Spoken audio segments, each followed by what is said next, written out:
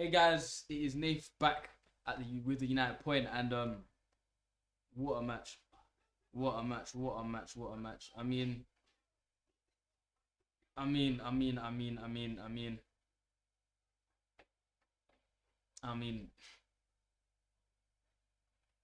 what a game! I'm gassed. I'm excited. I'm over the moon that we won, especially with Ronaldo getting the winner. You know, who wouldn't want what better ending basically to a shit game? You know what I mean? That game there. It's stuff of dreams, to be honest. It is stuff of dreams.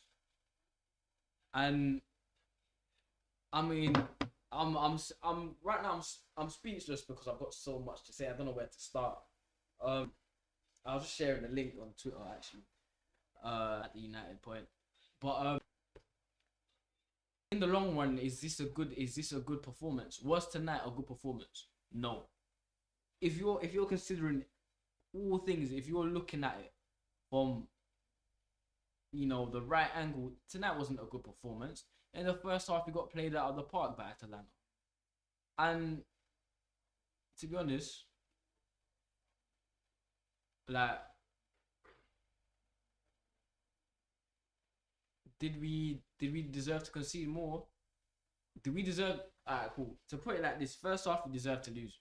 We deserve to lose, and I saw nothing coming out of that performance. You know what I mean? But now, we won. Let me get my thoughts together. Cool. Let me dissect the match first of all. First half, we were all over the place. The chemistry in our team was shambolic. It looked like the players had never played with each other before. The only two players that looked like they had some sort of fluidity with each other was Bruno Fernandes and Cristiano Ronaldo. And I said during the match that is probably because of the fact that they played together in the same national team and whatnot. And the formation as well, our actual structure was shit in my opinion. Throughout the first half, there were many times where we played as a 4-4-2. A flat ass 4-4-2. I'm talking Taylor Swift 4-4-2. TV screen 4-4-2. It was ridiculous. Bruno Fernandes was playing as a 9 alongside Ronaldo. And then the rest was just literally a flat bank of midfielders and a flat bank of defenders. And whenever we would press, the gap between Bruno Fernandes and the rest of the midfield was a joke, which led to Atalanta just playing through a press easily. And if I can see that, and I can see this is an issue, I don't know what the United staff are doing. And to be fair to them, it did slightly change in the second half. Bruno Fernandes did come more into the 10 role instead of the false 9. And he did actually defend a bit. But first half, it was a joke thing. Like, I would have rather us not even press and us just chill and just stay back rather than that half-hearted approach to a press. With that being said, second half, as I just said, it did change. Bruno Fernandes did come into it more of a 10 position, more of an 8 position. And look at the football we started to play. Going into the goals now, the first goal is an absolute joke of a goal. We have Lindelof, who loses a 50-50, which is legit just a battle for the ball. Whoever wants the ball more will get that ball. Lindelof doesn't get it. The Atalanta player wins it. And Lindelof doesn't do enough in order to shield him away from where the Atalanta player wants to go. He plays a pass backwards, pass goes back into where the space is. They zip it in, and Luke Shaw's out of position. Lindelof is out of position, and we're now in an area where the only two defenders are Harry Maguire and Wan-Bissaka. So McTominay's having to fill in for Lindelof's vacancy. As the ball's getting crossed in, I think it's Luke Shaw that's actually closing out the cross, and Luke Shaw's closed it out at an angle where it doesn't allow the cutback to be played. However, Harry Maguire's thinking, let me not defend the player, that the striker that's behind me, that's right in front of the goal. The goal is here. Harry Maguire is here. And there's a striker behind him. He's like, let me not continue to mark the cross that's most likely the only cross that can come in. Let me go and mark a cutback. That was never going to be played because Luke Shaw is blocking that pass. So Maguire moves, the ball comes straight to a striker, which has all he has to do is get his foot on it, and it's a goal. And he got his foot on it. So that first goal for me, it's the two centre backs' fault.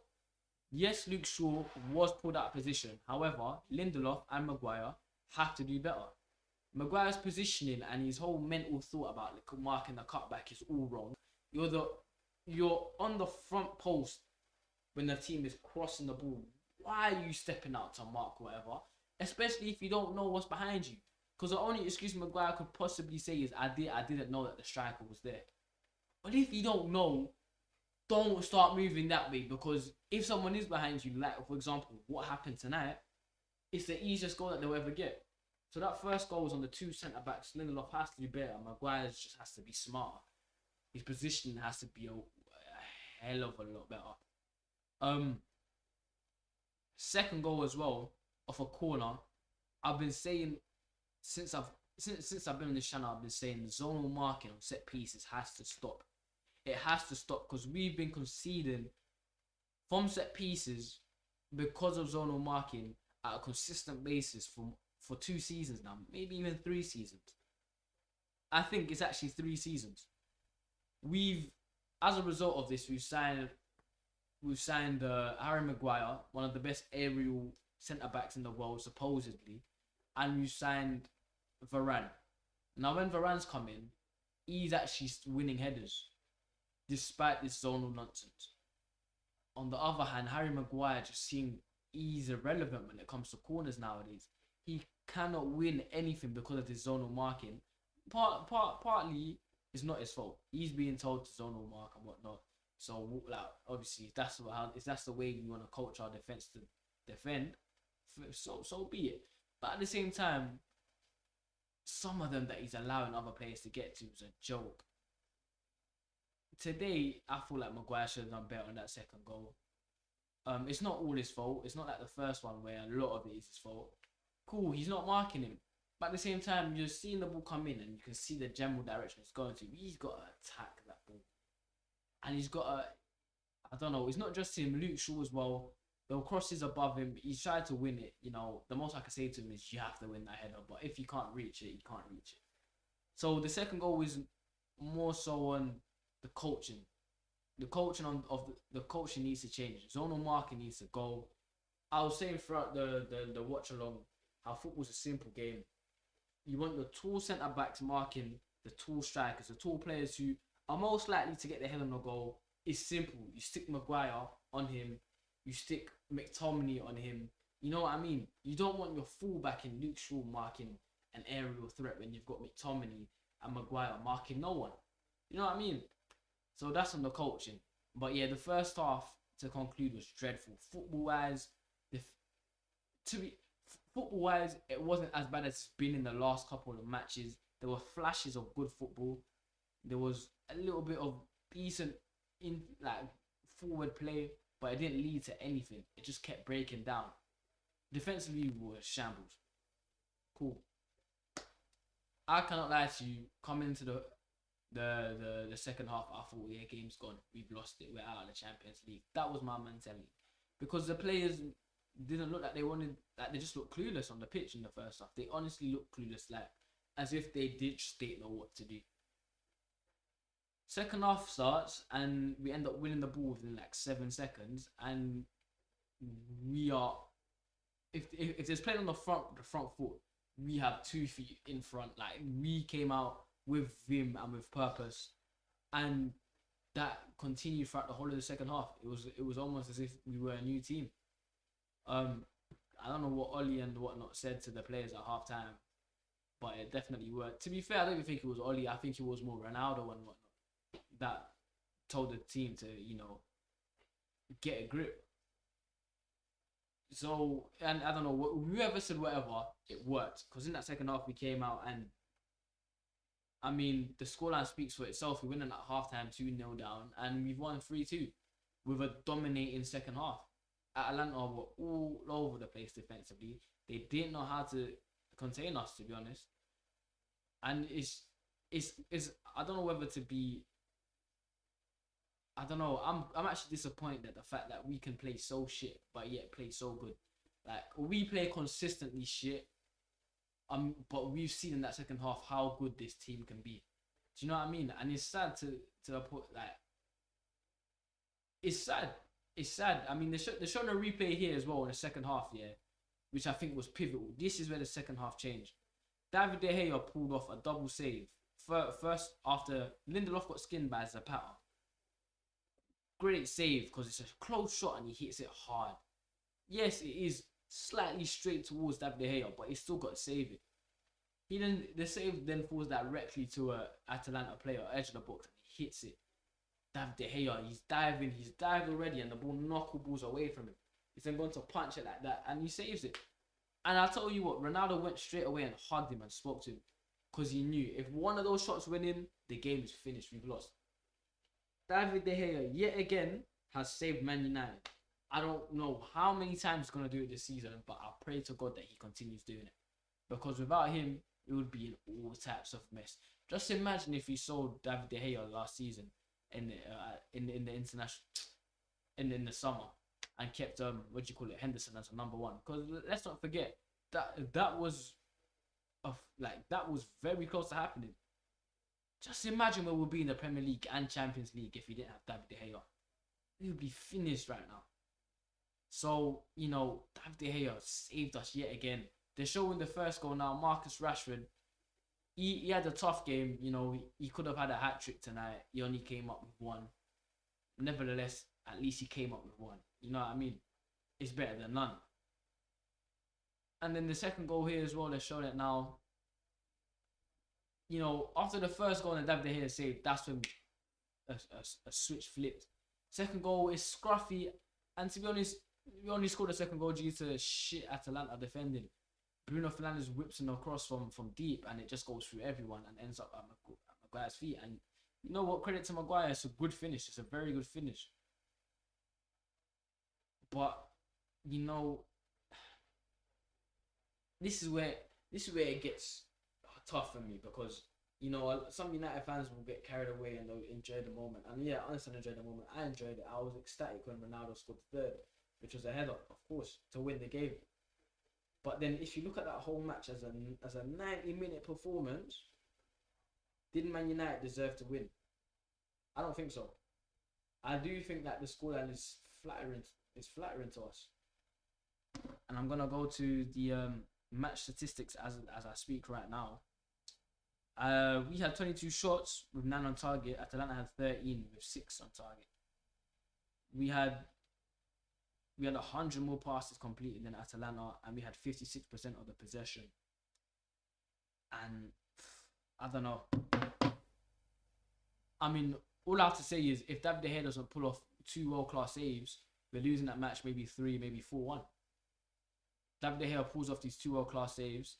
Atalanta, shit defending on two of the goals, to be honest. And we scored 2 and it's 3-2. So I don't know. To summarize that game, whatever you don't believe in was on our side. They just wanted us to win, because even though we had an amazing second half, that first half performance, we deserved to concede more than 2. And Zapata and whatnot should have finished that, and that should have been 3, maybe 4. And that's only after we've scored 1. So, let me not be a Debbie. Let me not be negative. We've won. Great second half performance. But, in the post-match analysis by Scholes and whatnot, they were saying that they're scared because against Liverpool, that second half isn't even we're not even getting a chance to come back in the second half, because a good team like Liverpool would have put away 3, maybe 4 goals in that first half. That's the difference between Atalanta and maybe a City and a Liverpool and a Chelsea, which are the teams we're facing next in the Premier League. they're punishing us for that first half performance, because it was dreadful. It was honestly some of the worst defensive football that I've seen United have in years. It was a joke, and Liverpool and whatnot will put us away, punish us. So that's why I'm lost in my reaction in tonight's win. Tonight I'm gonna enjoy it. We've won. Ronaldo's won. Ronaldo got a winner, and I said in the first half, imagine if Ronaldo gets a winner. What he did. So I love it. However, in the long run, I'm not impressed with tonight's performance, because better teams will finish us. Anyway, with that being said, let me get into the player ratings. I'm gonna start with David De Gea. David De Gea, for me, he's conceded 2, but I'm giving him a 9. I'm giving him a 9 because the only 2 shots he could have saved, he saved. And fuck me with the important saves. Without those saves, we're finished. David De Gea apart, he didn't put a foot wrong as well. Distribution was A1. It was on point. David De Gea gets a 9 for me, and he's in contention for man of the match yet again, just because of those 2 saves. A lot of people, I feel like, won't understand how important those saves were. Those important saves were as important, if not more important, than every single goal United scored tonight. Apart from maybe the first or the second. Those 2 saves are as important as a game winner, in my opinion, because it saves the game. It gives us a chance to even be in the game. It gives us a chance to be in the Champions League after the group stages. So yeah, David De Gea gets a 9. For me, Wan-Bissaka gets a 6. Didn't do anything wrong. Didn't do anything too good. A bit of a ghost in tonight's match. But yeah, I'll give him a bang average 6. Luke Shaw tonight, I'll give him a 6 as well. Defensively, he was a bit all over the place, but offensively, I mean, he assisted one of the goals, and he was an important player for us offensively. So I'll give him a 6. Lindelof, I have to give the 2 centre backs a 5 each. I thought Lindelof defensively was shit. He is consistently shit defensively for us, and I don't know why he continues to be picked. Maguire, I can say the exact same thing. Maguire defensively was shit for us, but he scored us one of the goals. I'm gonna give Maguire a 5.5 just because he scored a goal. But if he didn't, I'll give him a 5, maybe even a 4, because he's a captain and he needs to be performing way better than that. So yeah, our 2 centre backs tonight for me were the weakness in our squad. Moving on to McTominay, for me, I was giving him praise throughout that match. I thought he was putting in a shift. Obviously, he's not a world-class performance. I'm not saying that, but he did a job. He did do a job, and for me, I thought it was the better of McTominay and Fred. I thought McTominay was definitely the better one out of them 2. And I'll give McTominay a 7. I will give... Actually, no, that's a bit of a drag because we did concede 2. I'll give McTominay a 6.5. I'll give McTominay a 6.5. I thought he put in a shift tonight. Offensively and defensively, he put in a good shift. What more can I say? Fred, I'll give Fred a 6. Didn't do anything wrong, didn't do anything good. You know, the 2 goals weren't anyone else's fault apart from the centre backs and Luke Shaw, to be honest. So I'll give Fred a 6. Didn't do any. Yeah, he just ghosted through the match, innit? Bruno Fernandes, I'll give Bruno Fernandes a 7.5. You know, he got us two assists. One was from nothing, and the other was a bit of a lucky one, but it was an assist nevertheless. So Bruno Fernandes, yet again, key, massive in tonight's win for United. Who else? Marcus Rashford. I'll give Marcus Rashford a 6.5. You know, he got us a goal, an important goal too, but he should have got a hat-trick tonight. He fumbled a lot of chances, but at least he got a goal, you know. He did get a goal. Ollie's here smiling bears in the post-match conference. He's ecstatic. He knows how big this game is. What do you call it? So I'm not so full. Ollie's basically he's just licking off the fans, saying that they're the best in the world and whatnot. He knows what he's doing. As long he's trying to keep the fans on his side. Anyway, Mason Greenwood tonight, I'll give him a 5.5. You know, he didn't really do anything. He had flashes of good play, but he didn't really do anything. It just wasn't a night for him. Moving on to substitutions, I'll give Edison Cavani a 7. You know, he brought intensity to the match, which we all know he does. He brought a good intensity and he led. And same thing with what's his name? Who else came on?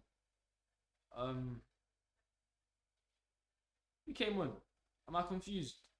Cavani came on, and when Rashford came off, Cavani came on, and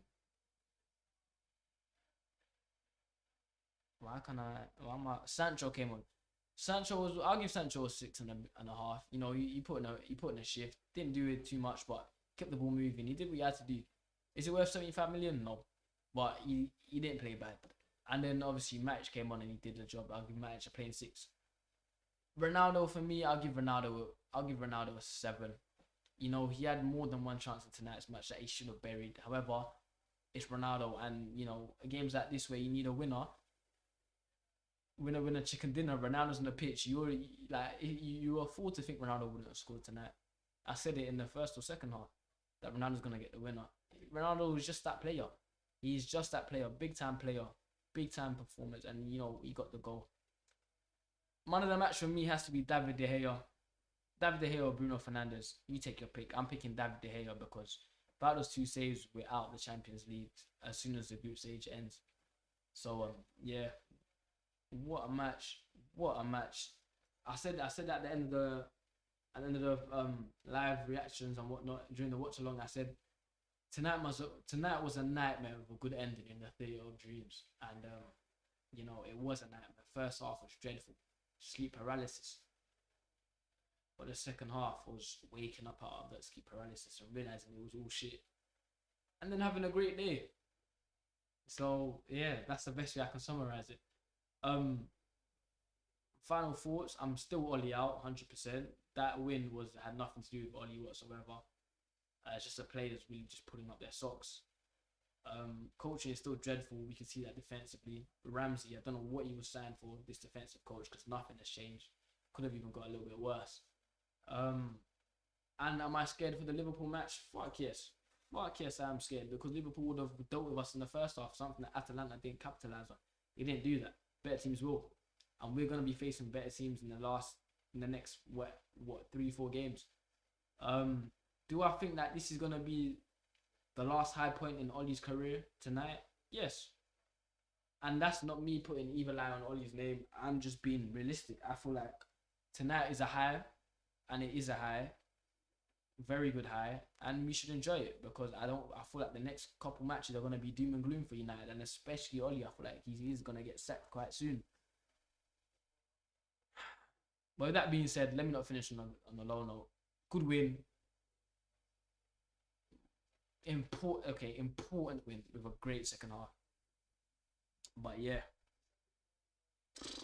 that is it. That is it for this post-match reaction. Make sure to get our Twitter. We are very active on Twitter every single day, to be fair. But yeah, make sure to comment and let us know what you lot think about that half. And yeah, make sure to like, subscribe, share with your friends, get sharing on social media. And yeah, I'll see you guys in the next video. Obviously we're facing Liverpool on Sunday, but there will be more videos out before that match. So yeah, make sure to stay tuned and stick around. My name is NAFFE, and have a good night, guys.